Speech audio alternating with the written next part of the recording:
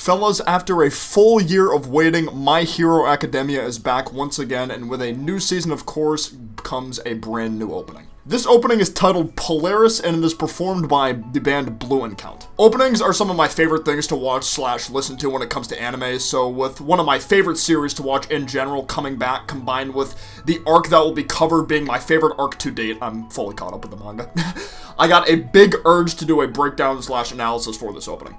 I know Patrick already gave you a quick warning before, but I do want to reiterate, I will be talking about events that haven't happened in the anime yet for the purpose of this analysis, so any anime onlys that are super anal about spoilers, I suggest you bail on this video for the time being. Also, some of the things I am going to say will be my personal takeaway from what the opening is showing and isn't necessarily fact, so keep that in mind as well. So the first opening shot here is a nod to the first opening, with Deku reaching out for All Might because he wants to be the #1 hero and symbol of peace just like All Might.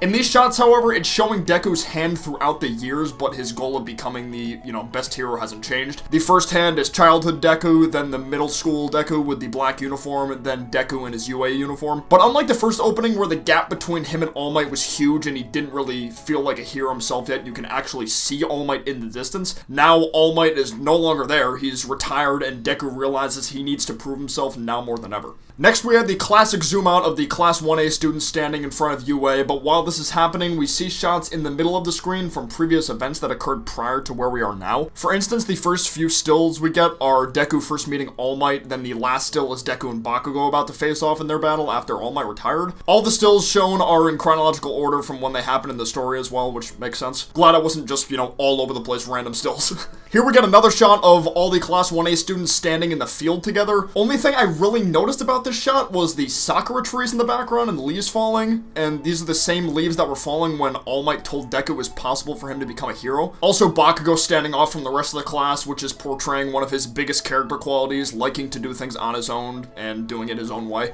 It also could be a hint that Bakugo really isn't going to be relevant at all this season, so that's why he's, away from everybody else. Then we get a couple quick shots of the UA staff / previous UA staff. First, it's Gran Torino, All Might, Recovery Girl, and Principal Nezu together, then a shot of Aizawa by himself on a rock. Here we get a sequence with the Big Three along with the pro heroes that are associated with the Big Three. I really like how this sequence in particular is done. The sequence starts off with Tamaki being the first one of the Big Three shown, which I love because he's one of the most introverted characters in the series and clearly dislikes being the first one shown because he tries to cover his face right away. Mirio and Nejire pop in right after that, and then the heroes associated with them start to appear. The way the heroes are arranged by the end of this sequence makes it look perfectly symmetrical. The first three heroes to appear next to the Big Three are Sir Night-Eye, Fat Gum, and Ryoko. They're the pros personally overseeing each of the respective Big Three, so putting Night-Eye next to Mirio, Fat Gum behind Tamaki, and Ryoko next to Nejire makes perfect sense. The rest of the sequence pans out to show the rest of the heroes under Night-Eye still to the left of him and Mirio,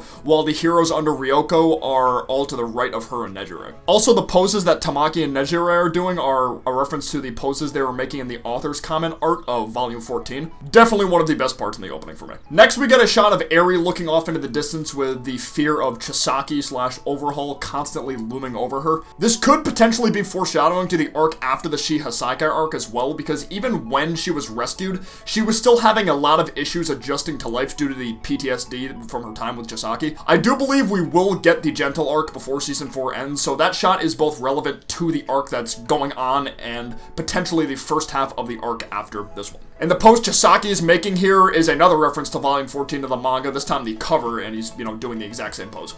Here we get a shot of All Might walking, and in the background we get quick shots of All For One, Shigaraki, Nana, and Sir Night-Eye, which are all characters that have impacted All Might in a very major way, whether good or bad. All For One being his greatest nemesis, Shigaraki being All For One's successor, but also Nana's grandson, Nana being his master and the woman who gave him One For All, and Sir Night-Eye, his former sidekick. Then we get some quick shots of Night-Eye and All Might's past and why they ended up parting ways. All Might being in a horribly ill state after fighting All For One, with Night-Eye urging him to retire. All Might, of course, refuses, which causes the pair to break up as a hero team. Next is a low shot of Night Eye running to the left with clocks in the background. See, this is a tricky one because part of me thinks it's foreshadowing Night Eye's death at the end of the arc, with the clocks in the background representing his time left being limited, but the clocks could also be a reference to All Might's time being limited because Sir Night Eye's foresight predicted he would get killed by a villain, potentially Shigaraki, in the near future. I'm torn on which of the two it can more likely be, though. This is followed by a shot of All Might running during Sunset, which is likely foreshadowing the talk he's going to have with Deku at some point this season about Mirio being the initial choice to inherit One For All, and what happened between All Might and Night Eye. And All Might was also on a jog before Deku and him had this talk, so yeah.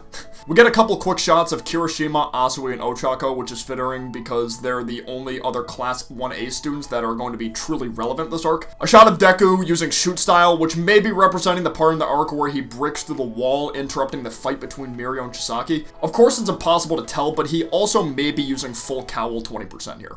It then cuts to Mirio quickly fading Shin Nomoto, no pun intended there.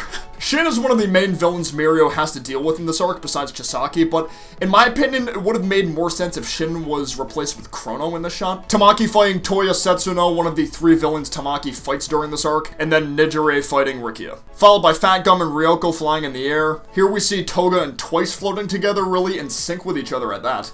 I like this shot a lot because the two of them spinning together in the exact same way, combined with their spins being in sync with the background song, represents how well the two of them work together. Those two have arguably the best synergy with one another in the entire League of Villains, so I really appreciate how it was done here. And they're the only League members shown in this battle, obviously, because they're the only ones who had to temporarily join the Shiha Saikai after the League decided to work alongside them. Quick glimpses of Night Eye, Aizawa, and Asui in action, followed by Kirishima fighting Kendo Rappa. That whole fight with Red Rat and Breakable and Kirishima's backstory is one of the best things to come out of that arc. I cannot wait to see that. Depending on how this arc is paced, we might get that fight before the end of the year, honestly. Then, of course, ending off the core action sequence with Deku coming face to face with Chisaki. He's still got his gloves on, though. I noticed that, huh? Why does he have his gloves on if he's about to fight?